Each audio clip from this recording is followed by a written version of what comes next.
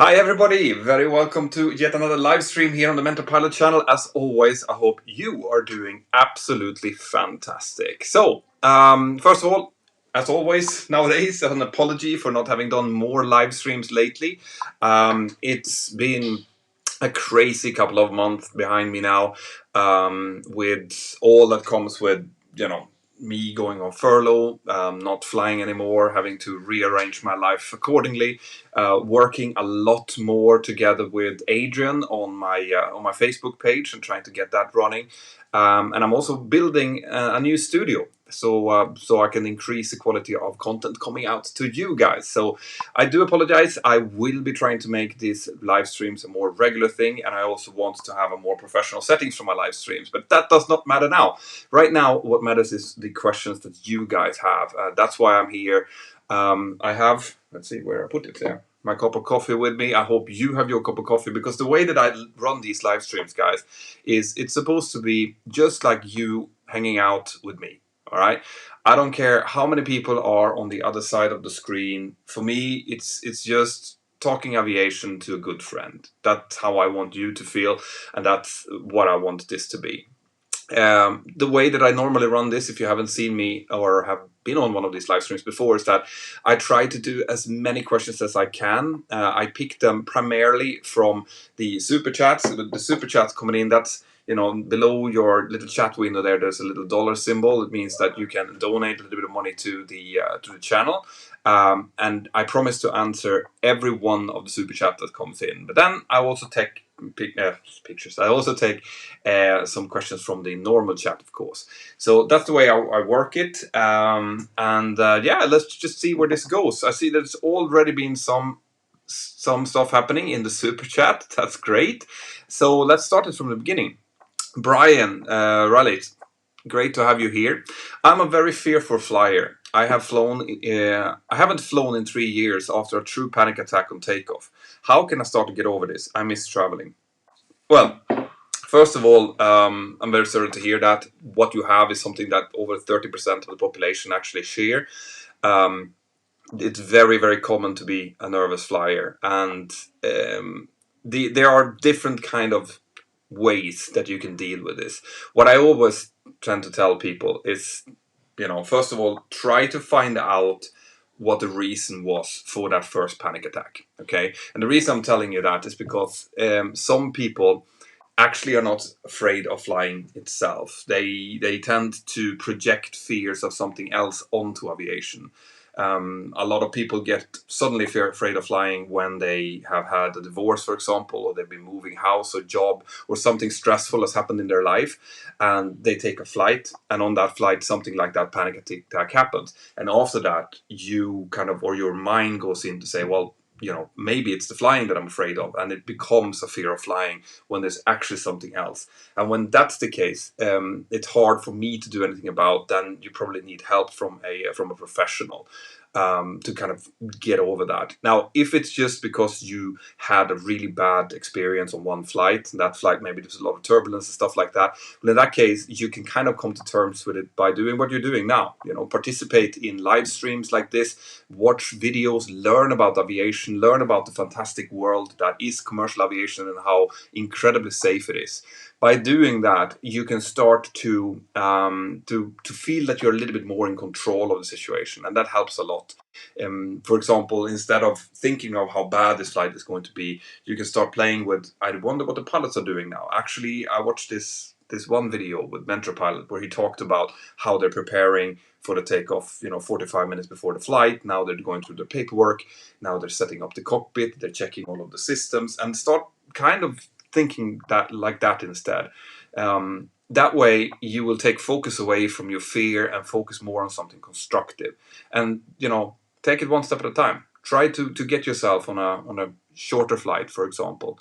Don't force yourself into a situation you don't want to. But if you are going to take a flight, if you are going to go and try this out, make sure that you take a lot of time at the airport, so that you're not feeling stressed, so that you feel that you are constantly in control. Okay. Now, this is something that I am working on creating some kind of a course to help people out. people who are not, so afraid of flying, but maybe you're just a nervous flyer. And these are the kind of things that I'll be showing you so that you can sit and think about, okay, now Petter and his colleague is doing this in the cockpit. That's why I'm seeing this, all right? But apart from that, there are also plenty of professionals out there who knows how to deal with fear of flying. You can always contact one of them and get some professional help if it's really bad. Okay. So, Swedish VFR is the next one. Thank you very much for your generous help to the channel. Hi, you mentioned in the live stream that you want to fly small planes again. If you want, I could fly down to Övik with our Piper next time you're here, and we'll take it out for a local VFR spin. I might take you up on that. That would be really, really cool. I'll be going up to Örnsköldsvik, well, obviously over Christmas, because we have our house there now, me and my family. But I will be going there in February as well, because there are some really, really shockingly cool stuff going on in that part of the world when it comes to aviation, particularly green aviation and electric aviation. So I will be going up there to film and do some new material for the channel. So I might well take you up on that. In that case, just contact me afterwards and see what we can come up with. I haven't flown in a Piper 28 since 2005, I think. So that would be really cool. Christian S., do you think airline managers prioritize safety because they actually care about human life, or just because an incident will cost them money? Well, I think in most cases it's probably a combination of that. All right. So, airline managers are managers of a company, which means that their job and most of the time their bonuses and their salaries are depending on the airline doing well. All right. But they're also human, which means that they don't want anyone to suffer. They don't want anyone to get into trouble. And least of all, their employees, their workmates, the people that are answering to them directly. So my answer to that is, yes and yes. They care about both of those things. And it doesn't really matter because the effect is going to be the same as long as safety remains the number one priority for the airlines. And they realize that without safety, without the airline being, felt safe by the traveling public, they don't have a brand, they don't have an airline. Right, that's just the way it works. So, even though some airline managers might be more on the money side, other ones might be more on the human side. It just doesn't really matter because the airline as a whole is still going to prioritize safety, no matter what the background to it is. So, I hope that makes sense. Ausbing. That's a cool name. In your last video, you talked about V1 rotate. When I've watched takeoff videos on YouTube, I've heard 100 knots V1 rotate being called out. Why is 100 knots being called out? Well, in our airline, it's actually 80 knots that we call out. I didn't take that out because I didn't want to make the video too long. But that has to do with the decision-making process and whether or not we prefer to reject a takeoff or take the aircraft airborne. Most airlines set a specific speed after which we only reject for a certain number of things, right? So, like I said in my video last Friday, which I hope that you've all seen and enjoyed, V1 is the time at which a decision needs to be made. However, you can also be what we call go-minded, which means that after 80 knots in our case, or 100 knots in your example, we only reject the takeoff for engine failure, fire, predictive wind shear warning, or airplane unable to fly. Okay? What do I mean by that? Well, that means that, let's say that we are rolling down the runway, and at 50 knots, we get a door warning, which means that one of the entry doors, the locks, is showing that it's unsafe. Okay. Before 80 knots, we would then reject the takeoff because it is a minor thing, but we also haven't gotten the aircraft up to a speed from where it is, riskier to reject the takeoff. Okay, so below 80 knots, we can reject the takeoff for basically anything. Some kind of weird noise, blown out tires, like I said, door warnings, anything like that. However, after 80 knots, now we're coming into what we call the high speed regime of the takeoff. In that regime, then we only reject for those things that I said. Engine failure, fire, predicted wind shear warning, airplane unsafe or unable to fly. And that is because it is most of the time better to take a minor malfunction into the air and then go through the non-normal checklist from the QRH, sort it out in the air, and potentially if there's something that we cannot sort out, just come back in and land, and then have the entire length of the runway available to brake on. Because remember, as we are accelerating down the runway, we're continuously eating up runway. We have less and less area to stop on. So after 80 knots, my airline decided that in that case, in case you have a minor malfunction, not one of those that I just mentioned, just bring it into the air, sort it out, come back in and land, or continue depending on what the outcome is. So that's why you're hearing that extra call out as well. And that's a great question. It might actually require a video of its own. Scott Lowry, great to have you here, Scott. One of my Patreons. I hope that a lot of my Patreons are on here. I want to also take the opportunity. Let's see, there we go. Patreon. I want to take the opportunity to say a huge thank you to my Patreon crew. Scott is part of that. These are an amazing group of people that are continuously on a monthly basis sending some financial they're sending in money to help me with the job that I do. And in turn, they are part of my crew, which means that we have a Discord server where we can discuss with each other. I do Zoom hangouts with them now and then.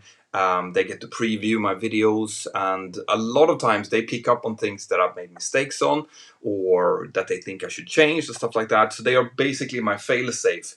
Since they get to see my videos, they can come back and say, Petter, but you should maybe we should add a little bit of this, or I didn't really understand that, and then have a chance to fix that before I send it out to the general public, to you guys.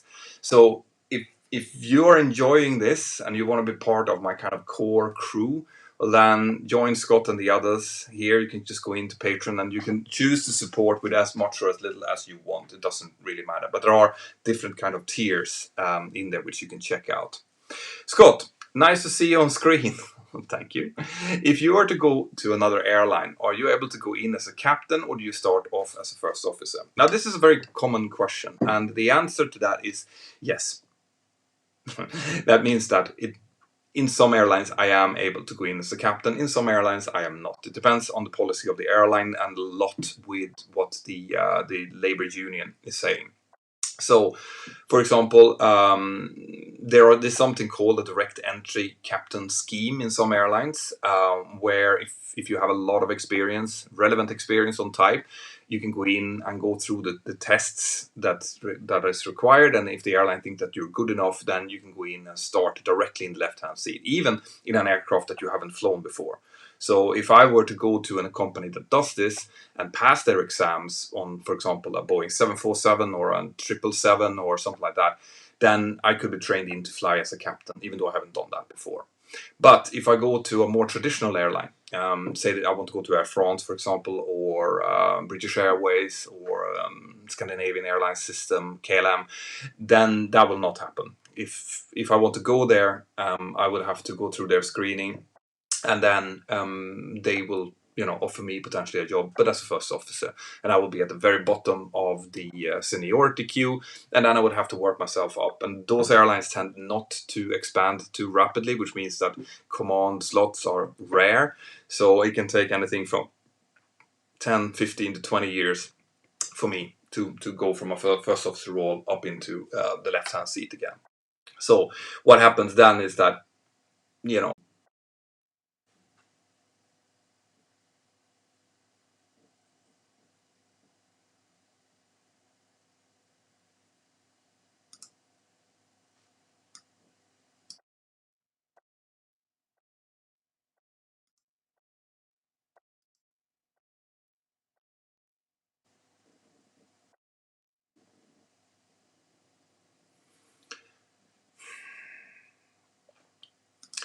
okay, guys, so my router just stopped and I have no idea why it did that.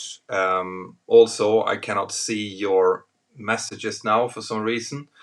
So I'm going to have to try to figure this out. Very sorry about this. I don't know, my router has been doing this lately. It just suddenly decides to to stop working, even though I'm on full the best kind of broadband that we have, fiber broadband that we have.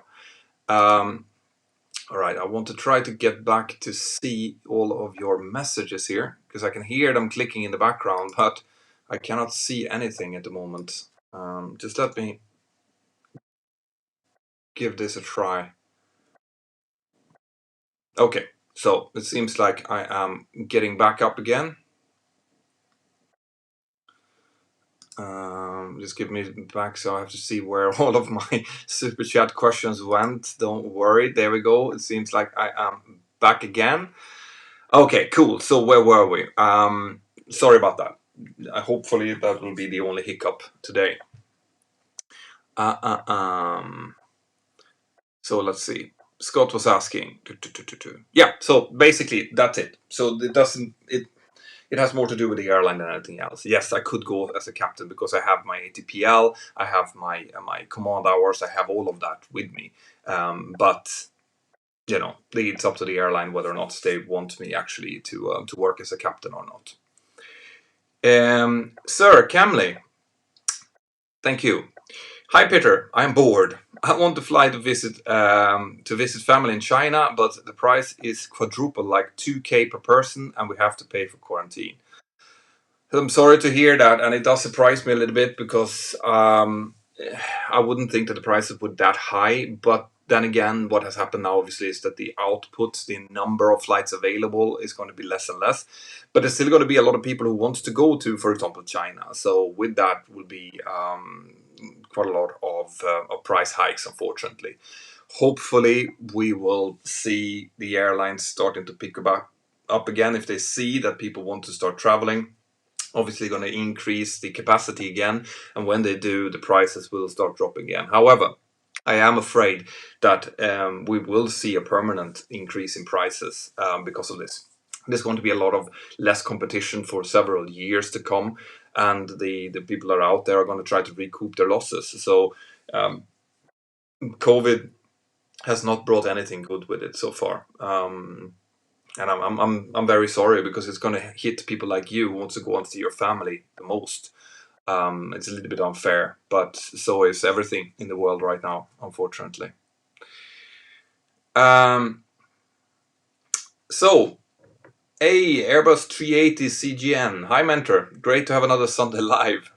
It is great. Question: how do you decide on landing flaps 30 or 40? Which factors does it depend on? Thanks a lot, and hälsningar från Tyskland. See, that's some good Swedish there if you're German. Okay, so the way that we try to decide is, first of all, most airports right now is noise sensitive.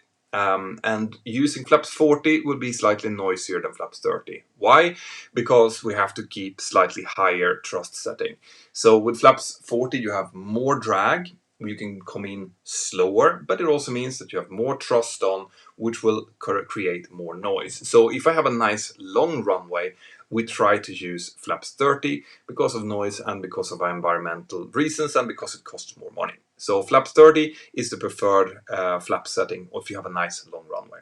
Now then, if you have a shorter runway, then performance comes into play, and then you might need to use flaps 40 in order to get the aircraft stopped within the available runway. That's one thing. Another thing that we have to take into account is how's the weather. If it's really, really windy, you have lesser speed margin to flap blowback if you're using flaps 40 than flaps 30. What I mean by that, well, flap blowback is a safety feature on the flaps. So if the flaps, because the flaps are subjected to a lot of strain, we're coming in there, even with flaps 40, we're still at 140, around 140 knots. We're talking 250 kilometers per hour, and they're taking up all of this drag, all right? So if we would increase the speed, then there is a limit where the flaps are basically saying, okay, no, I'm not going to take this, and it retracts to flaps 30. So from flaps 40 to flaps 30. And this means that we're not safe anymore, right? If the flaps are starting to retract and we're still flying the same speed, it's not good. So we then have to go around.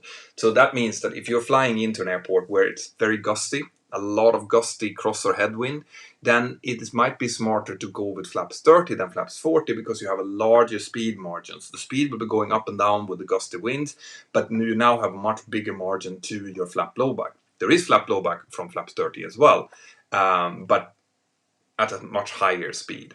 So that's another reason why we might take flaps 30 rather than flaps 40. Also, it handles a little bit better in gusty conditions with flaps 30 than 40. 40 is a little bit more sensitive.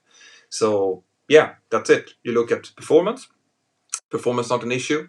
Noise, that will take flaps 30. And then you look at the weather, whether or not you want flaps 30 or 40. And obviously for each one of these landings, you do a proper performance calculations. Make sure that you can land within the available runway. You look at what runway conditions are, if it's wet, if it's slippery, if it's dry.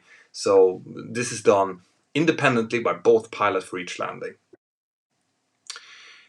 Shay 72. For the altimeters in the US, we set pressure in inches of mercury, 29.92 inches, but in Europe it is hectopascal. If the altimeter is the same, how do they take the two different ways? Well, like for us, for example, we have a setting, so we can choose on our EFS control panel if we want it in hectopascals or in inches. It's just a setting change because obviously it's a digital display. In the old type, the steam gauges, you actually see both. So you have one window showing, the little knob. When you turn the knob, you have one window showing hectopascals and another window showing inches. Because they follow the same scale, they're just different ways of measuring it. You can do it like that. So you can basically fly the same aircraft from Europe over the pond into the US, and when you start getting it in inches, you just switch over to the other window and use that setting instead. So it works the same. Swale Smith, hi Mentor, Patreon member here. Great, Swale. Thank you for your brilliant videos. Can I ask what your opinion is regarding a return of the aviation industry? How do you project things will recover? Regards, Swale.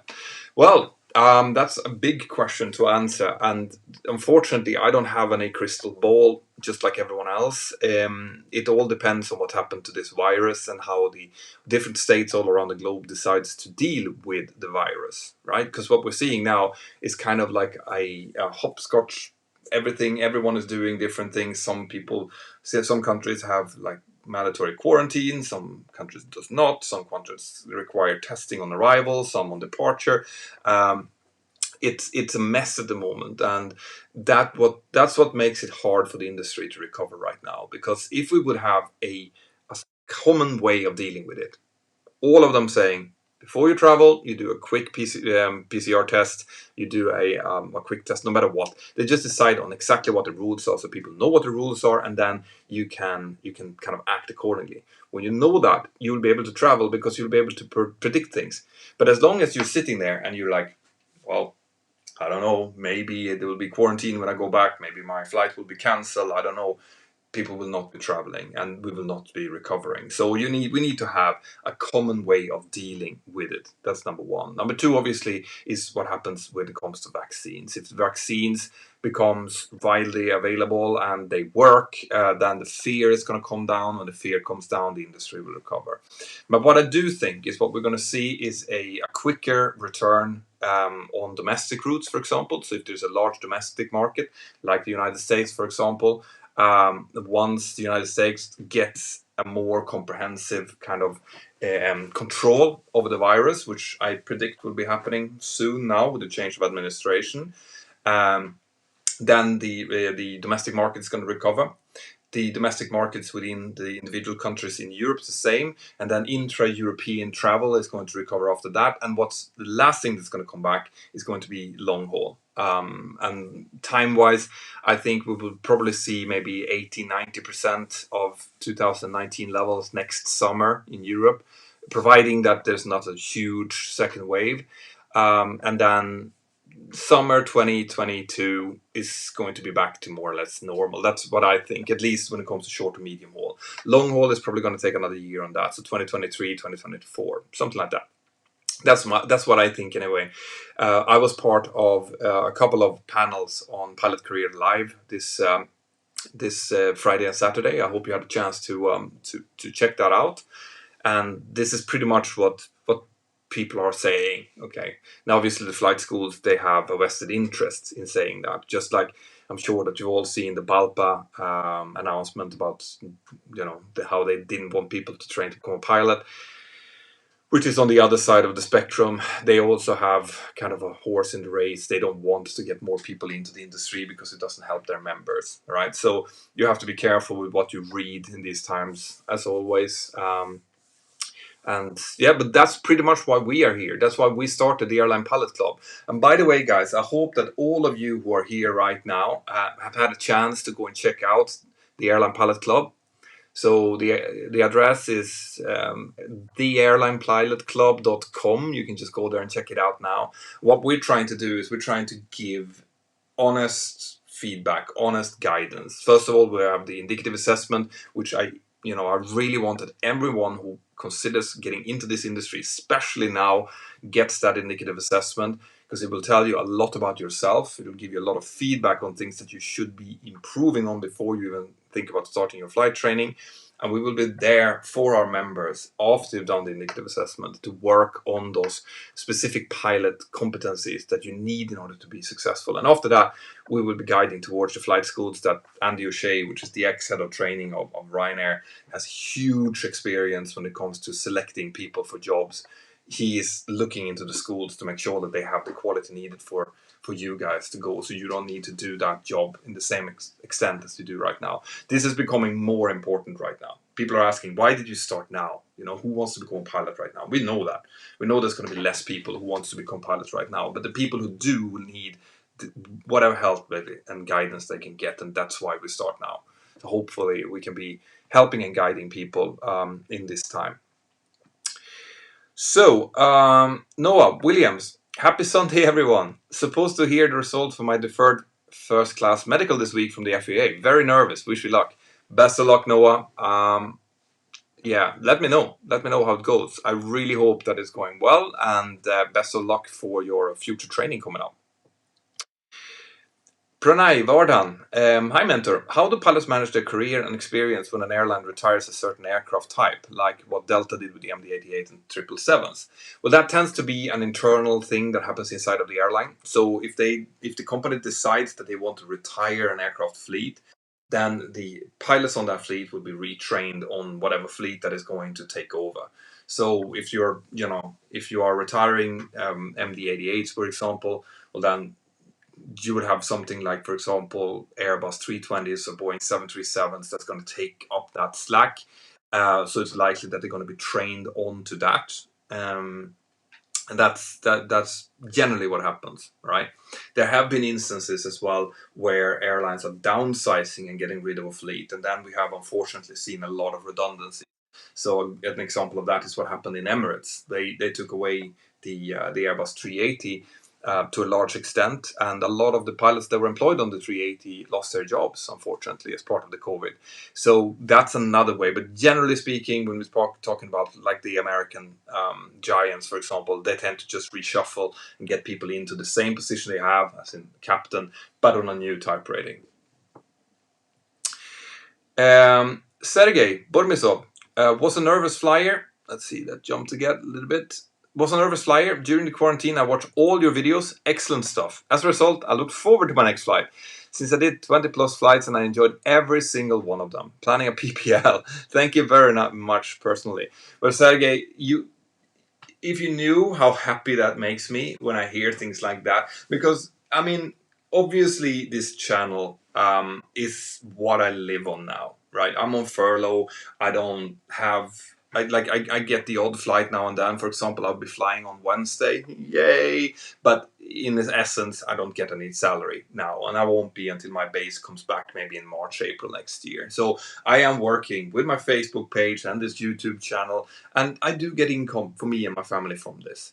But I didn't start this because of money, all right? I started this because I wanted to give a positive and instructive and view of my job as an airline pilot.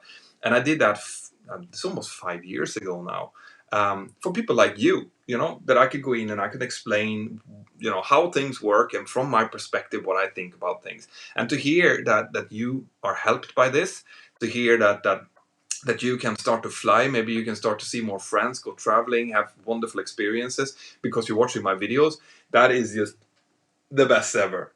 To be able to both work with that and get that kind of feedback, it just warms my heart to hear. So thank you for that, and I'm really happy for you.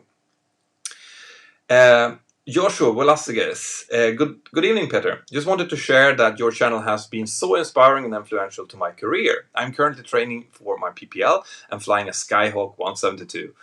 Once again, excellent to hear, right? This is one of the reasons, not that I just like to be showered by glory, anyone likes that, but it really makes it fun to do these kind of live streams when you hear things like that. I used to fly the 172 Skyhawk, by the way, as well. It's a wonderful aircraft to fly. Best of luck with the rest of your training. Oliver Matsalu, hi Peter, love the work you do. Let's say I have all required licenses and flight time to fly the Boeing 727 or the Airbus 320, and I buy one of those for myself. Do I need a captain to fly with me, or is it enough to have another FO? Well, it depends on what you mean by flying, but in any case, you need to have an ATPL. Like, you need to have at least 1,500 hours in order to lift an ATPL, which is what's required to be a commander on an aircraft like that. So no, you can't be the commander on your own 737, even if you have the required type rating and license. And also, you are going to need to fly that aircraft under an AOC, an Air Operator Certificate. That's going to need to be approved by the authorities. So what most rich people do who does these kind of things is that they hire in an ATO. So they buy an aircraft, say, okay, I want my own private 737. And then they get a professional company that comes in and actually manage that aircraft and crew that aircraft for them, and they just pay money, because if you have enough money to buy a 737 for yourself, you have enough money to do that. So that's how people do it. Now, you have people like John Travolta, for example, who's flying his own, I think he has a 707 that he's flying around in, but he also has the experience to fly that as commander. So it is possible. Eventually, you'll be able to fly it. No questions, and no one is going to question the boss, but you do need to have experience, and it kind of makes sense. You don't really want to jump into a left seat of a complex machine like that with like 100 hours under your belt. Not if you want to survive in case of an emergency anyway. It's a cool thought experiment though. Mark Lavin, how was your flight in Cork, Ireland? Looks like a nice place. Yeah, I was there 2 years ago now. It's been 2 years. Time really flies, doesn't it? It was lovely. Like AFTA, Atlantic Flight Academy, is one of our partners in APC, and that's because they have a hugely high quality, well run flight school. I was there partly because I wanted to check it out as well, and I flew the Diamond aircraft out of their base in Cork, and it's beautiful. Obviously, you have quite a lot of weather there. It's very temperamental weather in Ireland, but that can be a huge asset as well. You definitely get to learn all of the reasons why meteorology is so important to understand when you're operating out of there. And a lot of winds, a lot of different quick weather changes and stuff like that. So Cork is a lovely place. The people there are lovely. The flight school has high quality after, so go and check it out. I really liked it. Big Daddy MRI. That's also another awesome nickname. My medical is renewed. Congratulations. Thanks for your encouragement and videos. I'm going to start flying private pilot again. Patreon for you, and you do a fantastic job with your videos. Please keep up with the aviation news. Cheers. Yes, good. I will try to. Okay. In fact, lately I have been in a little bit of rot. I've had a problem coming up with really good ideas on what to do videos about, and you can see that because the number of views on my channel has dropped with 50% over the last month or so, and I think it has to do a little bit with myself, be a bit distracted with not flying and what's going to happen and how I'm going to set everything up. Stuff. But yes, the news is interesting. What I think I'm going to do though, because I wasn't really happy with doing a lot of different news in one. What I think I'm going to do is I'm going to try to find a certain news and then kind of deep dive into that and give you more of an insight from a pilot perspective rather than being playing to be some kind of news anchor, which I'm not. So that's what I think I'm going to do, and I'm going to start looking into it. And As always, guys, and this is really important, I would love for you out there, if you have an idea, if you come up with a question that you feel, he hasn't covered this, and this is something that's really interesting, well, then let me know. Send it in as an email. Your mentor.pilot@gmail.com will always come to me. It might be or if you see something in the news that you think, well, someone should say something about this. Sometimes it's a little bit political. In that case, I keep away from it, because I'm still working as an airline pilot. I have to be a little bit careful with what I say. But most of the times, if there's something happening, like that poor person that was hit by an aircraft, for example, last year, or that woman that walked out onto the overwing exits, those are the kind of things that I can definitely weigh in on, and I just need to know about them. And another thing, before I continue with the questions, that I really want some help with, guys, is I'm sure that you've all noticed that I've started a Facebook page, right? The Mentour Pilot Facebook page, and it's become quite big. I am running that in a different way than I run my YouTube channel. So my YouTube channel is all about teaching. It's all about helping you guys understand complex stuff in an easy way. It's a very professional thing. My Facebook page is aimed at a slightly younger audience, and it's more about everything aviation. So, for example, I contact other YouTube channels out there, and when they have, let's say that there's a clip that is really interesting that I want you guys to see, then I contact them and I ask for the permission to upload that to the page. And if they do give me that permission, then we do it and we show it to you.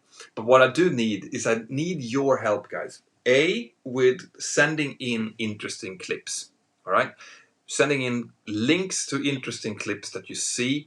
If you see something that is really, really like, ooh, this is very interesting. It can be an old clip, it can be a new clip, it doesn't matter. Just send it in to us, okay, through the Facebook page. I have a huge help from one of my associates, Adrian, who's basically running the YouTube page. But we need, the Facebook page. But we need to, whenever we get something like that, we need to contact the owner to make sure that it's okay for us to use it and things like that. It's really, really important. So, but I need all the help we can get, all right? Because we want to get more and more fun content out on that page. The second thing is, the more you guys can help me with sharing it, the better it is. All right, and I cannot overemphasize this. If you're on Facebook and you see some of my video coming up and you think that it's interesting, please share it. Or if you have a pilot group that you're part of, or a sim pilot group that you're part of, or whatever, providing that you think that it's interesting what you see, share it, because it's going to help the page grow, and it's a hugely important part of the Mentour Pilot program, actually. So that's just a side note. I just wanted to mention that. And by the way, guys, if let's say that you've filmed something that's really cool or interesting, or you are first at the scene of some news breaking about aviation or whatever it might be, contact us, send it in, and we can broadcast it to a huge audience. So just think about Mentour Pilot when you think about aviation news in any way, shape, or form, and send it to us, and we'll be in contact with you. All right. But then again, Big Daddy MRI, I'm really happy for you. All right. I really hope that you can get back into that cockpit again and start flying. Flying. It's wonderful to hear. Like I was saying in the beginning of the live stream, I'm actually thinking a little bit about getting back into PPL, or at least into general aviation flying myself. Just don't know exactly how to do it yet, but I'm looking into it, and I'm glad you are as well. Balai, shout out Kumar. Great to see you here. That's another face that I recognize from my previous live streams. V1 VR depends on runway length or speed or both. Well, V1 and VR are speeds. All right. So yes, they are speeds. So they don't depend on speed. They are speeds. They do they are dependent on runway length. If you are, for example, accelerate stop distance limited. So, and runway state, definitely. So yes, they do. If you have a really long runway, then what's going to be limiting is just the rotation speed. That's when you hear V1 rotate at the same time, for example. Danny, Caputi, in retrospect, should Air France 4590 have aborted takeoff after V1? Let's see, Air France 4590. I'm gonna have to, because that doesn't pop into my head. I have to check out which one that is. Just give me 1 second. 4590, yeah. It's probably something I should have should know about. Ah, the Concorde. Okay, if you just said that. Okay, very hard to tell.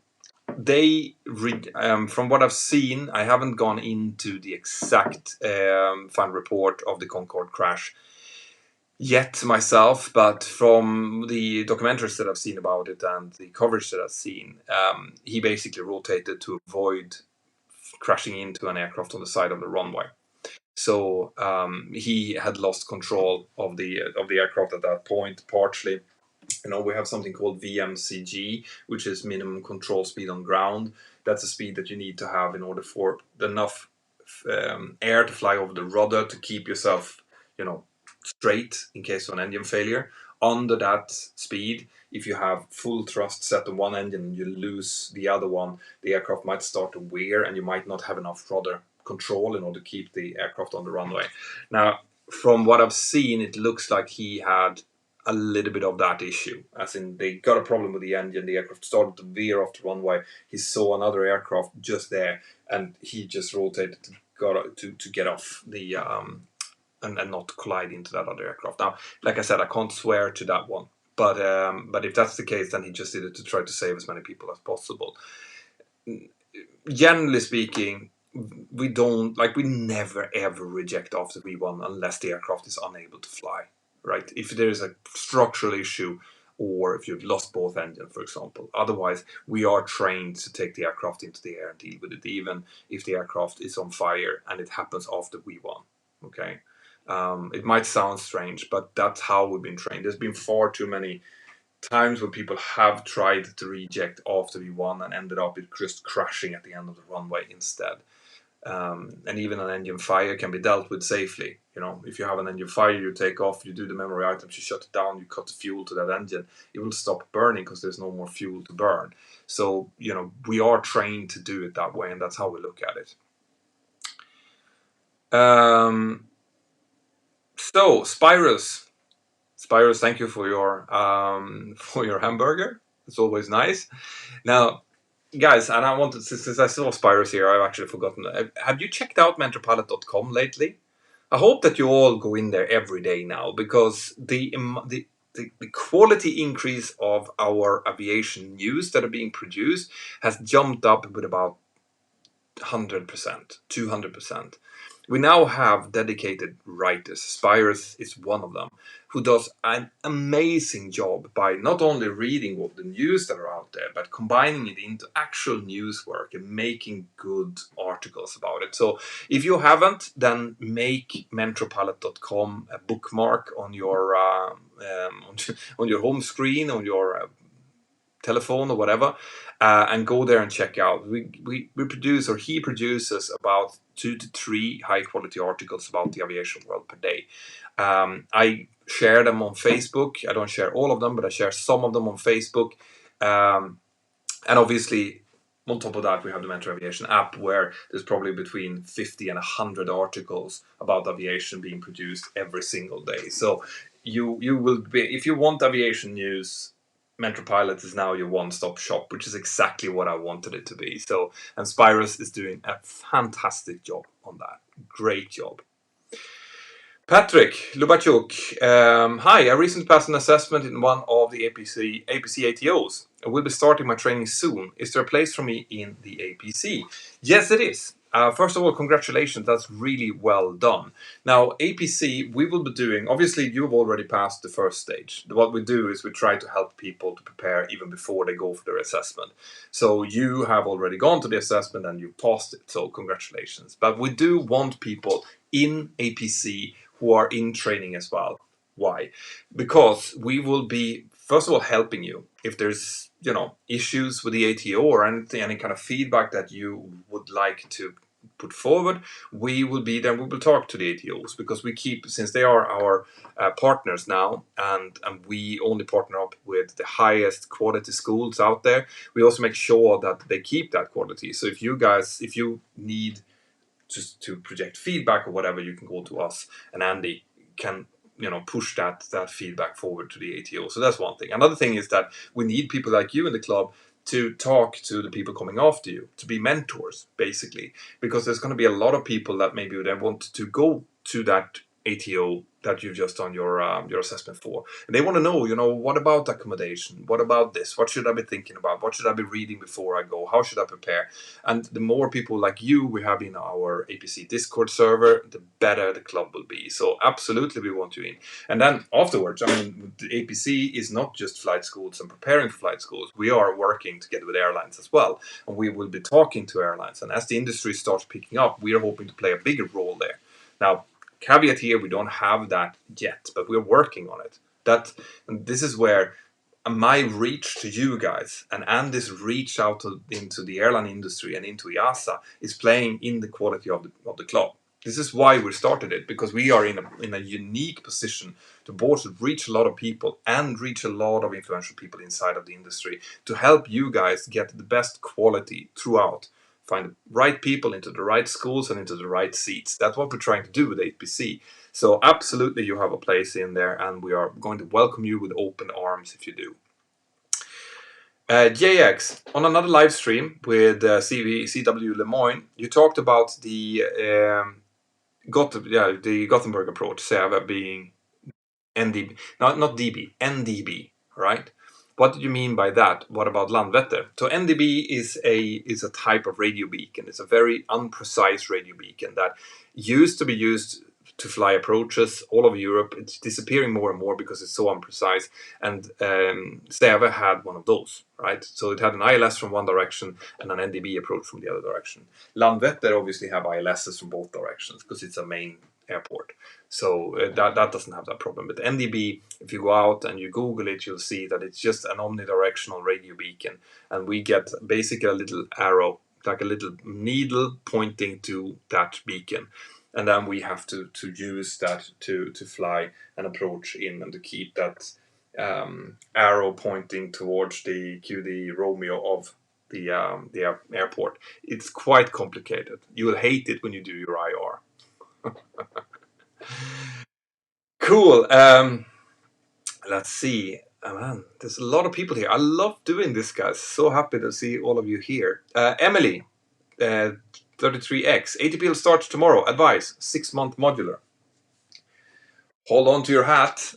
It's very intense. All right. So at this point, since you're starting tomorrow, the only advice I have for you is to make sure that you do not lose your motivation, because it's going to feel like a wall of books that's going to come towards you, and you're going to find yourself eating, breathing, thinking ATPL theory for 6 months.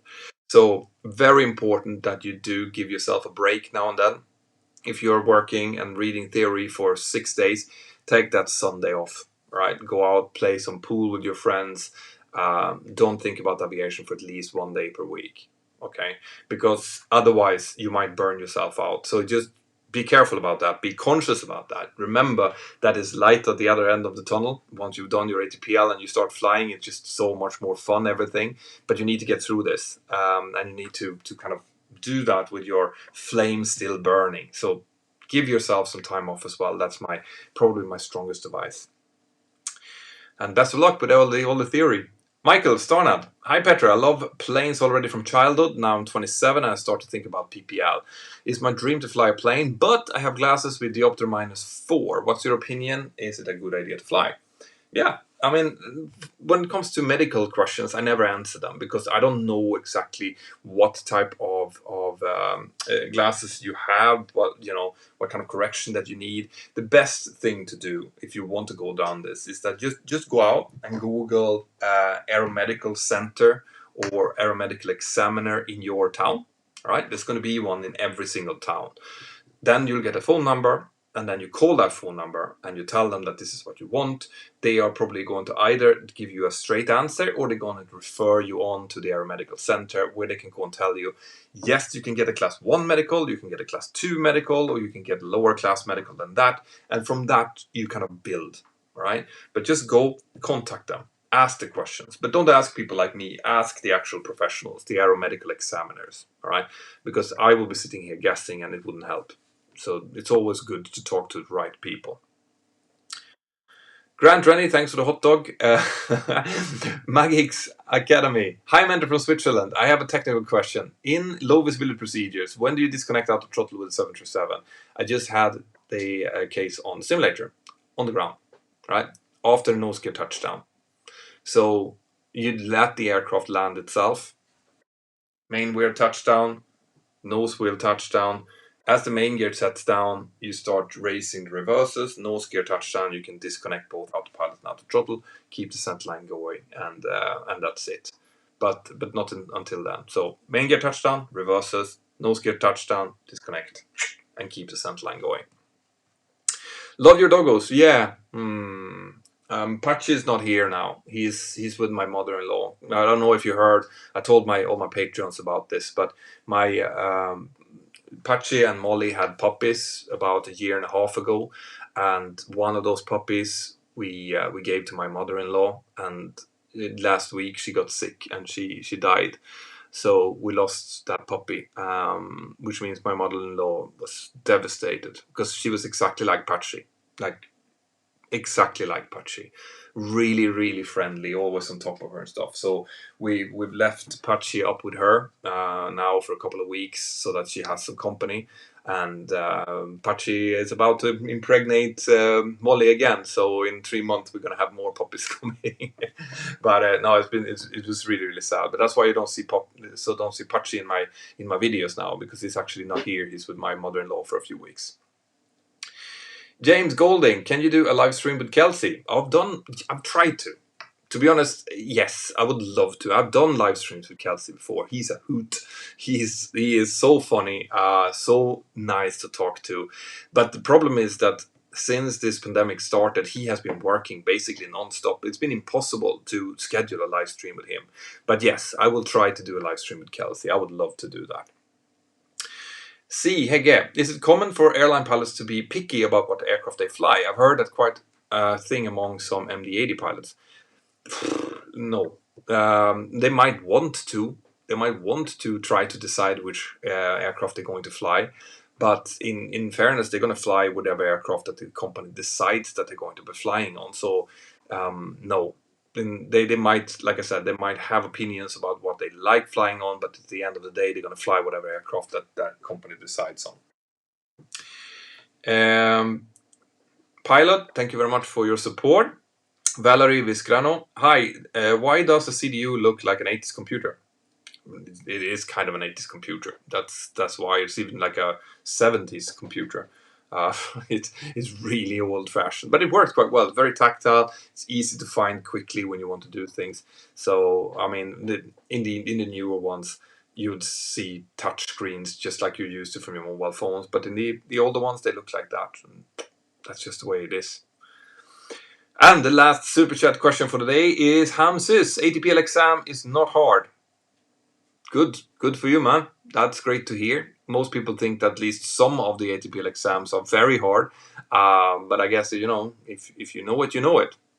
Well done. So some questions here from the normal chat. Pilot blog is around here. Let's see. There we go. Pilot. Oh, he's left. That's too bad. You should check out his YouTube channel as well. It's really nice. Air determination. Hi Mentor, I'm doing my modular professional training in Bartolini Air. Do you recommend using flight sim like X-Plane to prepare for my IFR rating? Yes, and actually I did an interview with Bartolini, which never went out to the YouTube channel because we had some sound issues and stuff, where the head of training of Bartolini actually said that he had seen some great improvements on people who had been using their flight sim professionally. Now I say professionally because you want to use it together with the procedures that the school is giving you. So you want to do it, for example, when you are reading up on the IFR theory, and then you go out and you use it and you use the plates. It's a great tool for that. Like some fantastic flight simulator tools out there that I definitely recommend to use. And Bartolini, I know, have been very, very positive to that. So yeah, sounds like a really good idea.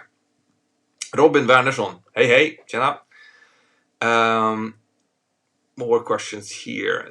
From Raymond Lee, 3327. Do the pilots get an indication in the cockpit if a lavatory smoke detector activates in the 737? No, we do not. Weirdly enough, we don't. That will only go out as a hugely annoying alarm signal into the cabin. the reasoning behind that is probably because they are the only ones who are going to be dealing with it. We can't do much from the cockpit rather than, initiate a descent, obviously, and a potential diversion. But no, that's the answer to that. More questions from the normal chat here. Ian, is a Cessna 172N better for flight training or a newer SP model? Or should I go for Piper PA-28?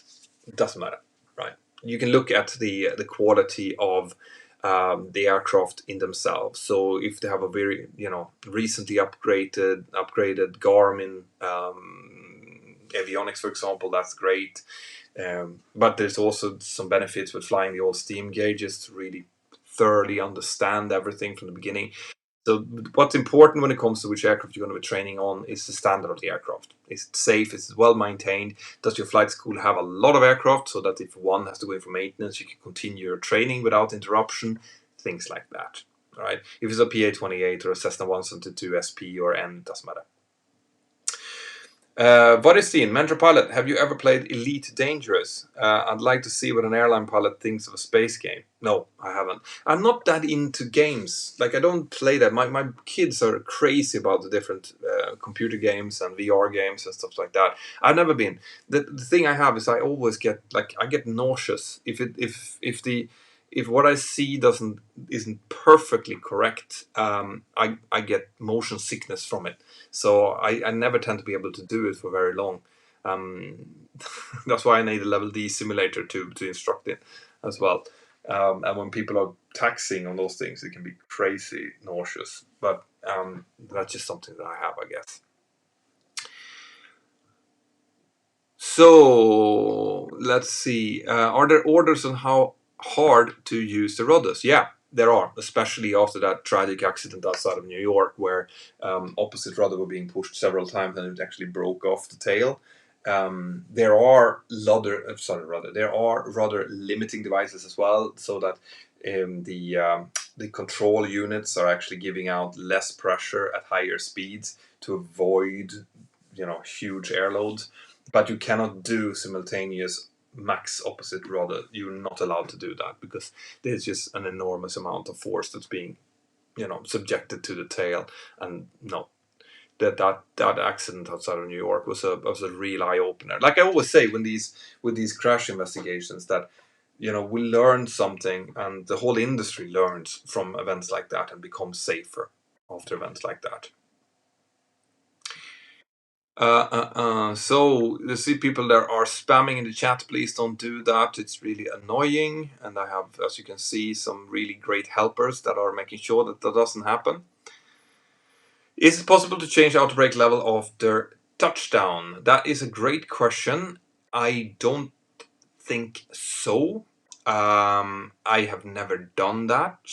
So I'm not going to swear on that because there is a possibility, providing that you're over a certain wheel speed, that you could do that potentially.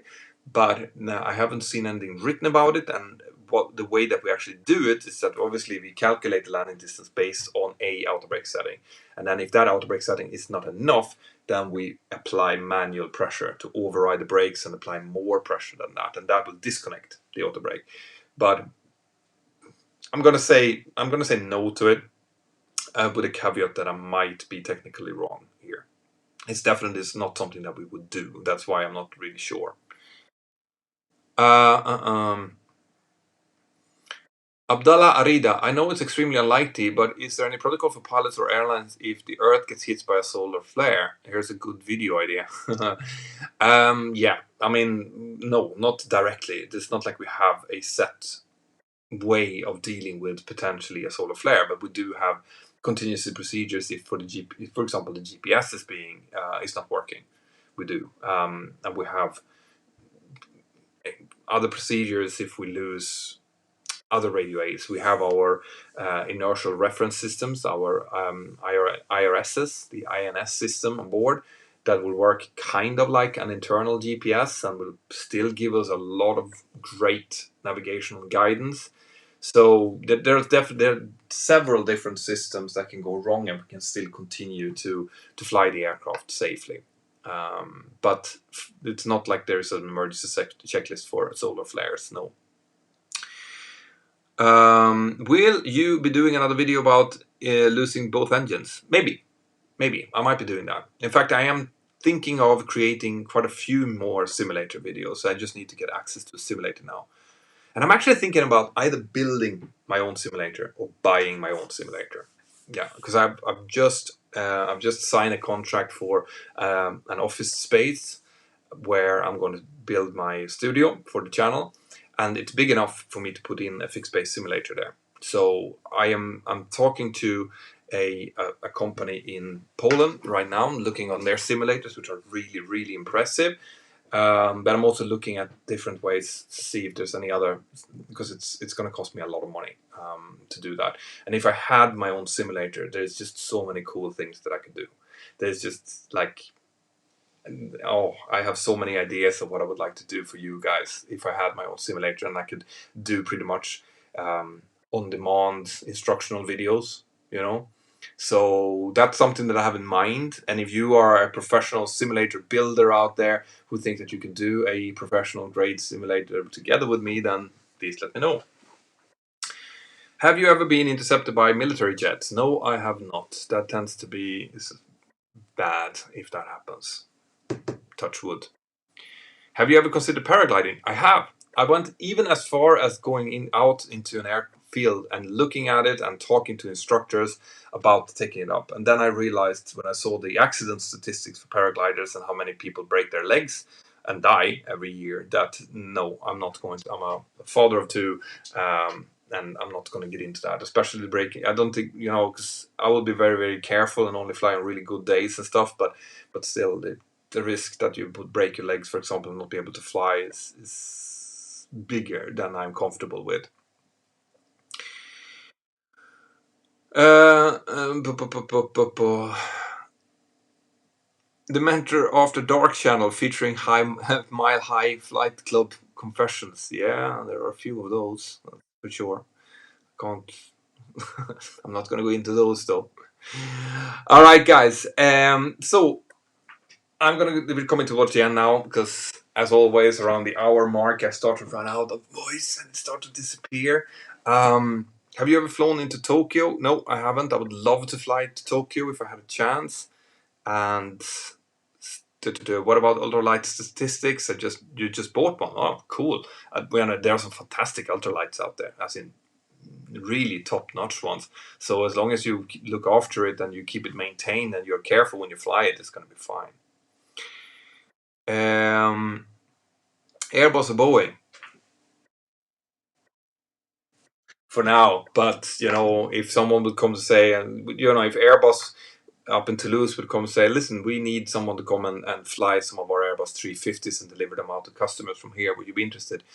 I would. I would be interested. So if anyone from Airbus hear this, I am in as well. I think they make some fantastic aircraft, but I've only flown the Boeing, so I have to be Team Boeing. And by the way, guys, if you like these little T-shirts, you know,